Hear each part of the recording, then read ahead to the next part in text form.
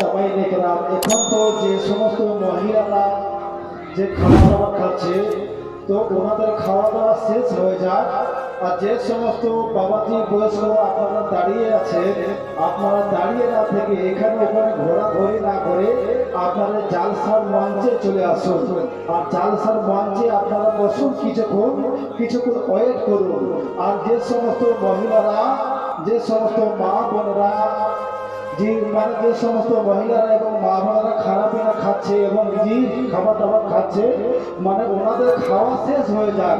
ওনাদের খাওয়া শেষ হয়ে যাওয়ার পরেই তখন আপনাদেরকে পুনরায় আবার বসানো হবে, আপনারা সুস্থভাবে আপনারা খাবেন। বেরাদার সবাই, যে মূল মানে উদ্দেশ্য হলো জালসা। এই জালসাকে শুনে কিছু আমল করতে হবে। হাদিস শরীফের মধ্যে বলছে যে কোনো কাজ, যে কোনো জিনিস আপনি করে রাখেন, আপনি ব্যবসা করবেন, আপনার মনের মধ্যে নিয়ত করুন আপনি ব্যবসা করবেন, আপনি কোনো রকমের নামাজ পড়বেন, আপনার মনের মধ্যে নিয়ত করুন যে আমি নামাজ পড়বো।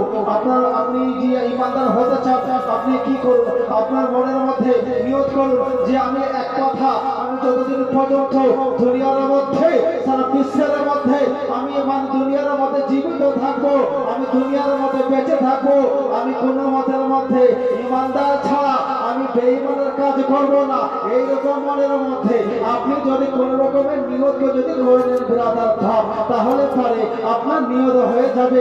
আপনি কোন রকমের মধ্যে জিকিরও আসগা তসবিহ তাহলিল আপনি যদি পাঠ করতে থাকেন, মনের মধ্যে যদি নিয়ত করেন আমি জিকির করব, আমি তসবিহ তাহলিল করব, আমি আল্লাহ পাক রব্বুল আলামিনকে রাজি করব, আল্লাহ পাক রব্বুল আলামিনকে আমি রাজি করে আমি এত রাজি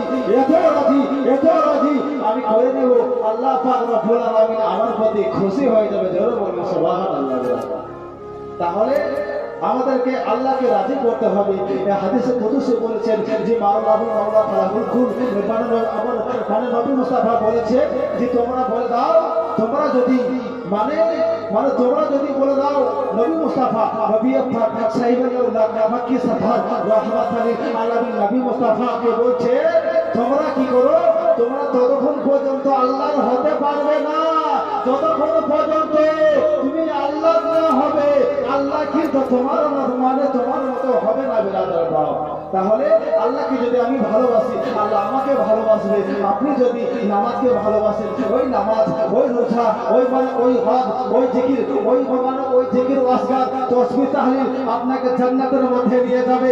আপনি যদি বেরাদার সামাইনে কেরাম আপনি মসজিদের মধ্যে নামাজ পড়তে ঢুকবেন, আর আপনার পা যদি মসজিদে নিয়ে যায়, মসজিদে যদি হেঁটে আপনি নামাজ পড়তে যান ভাব, তাহলে পরে আপনার এই পা আপনার জন্য জান্নাতের জন্য মানে জান্নাতে যাওয়ার জন্য আপনার এই পা সাক্ষী দিলে। ধরে বলবো সুবহানাল্লাহ। আর আপনি যদি আপনার এই পা যদি আপনার কোনো রকমের খারাপ, কোনো রকমের মন্দ, কোনো রকমের খারাপ কাজের মধ্যে আপনি যদি যান, আপনার এই পা আপনার জন্য জাহান্নামে নিয়ে যাওয়ার জন্য আপনাকে সাক্ষী দেবে।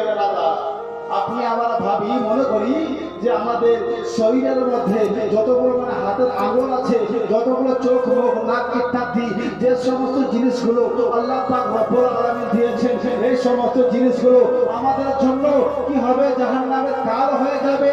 আপনি যদি এই হাতের মধ্যে দান করেন, এই আঙুলের মধ্যে আপনি যদি কি করেন, তসবিহ পাঠ করেন, আর তসবিহ পাঠ করার কারণে এই আঙুল আপনার সাক্ষী দেবে, ওগো মাওলা, ওগো আল্লাহ পাক রব্বুল আলামিন এই ব্যক্তিকে জাহান্নামের মধ্যে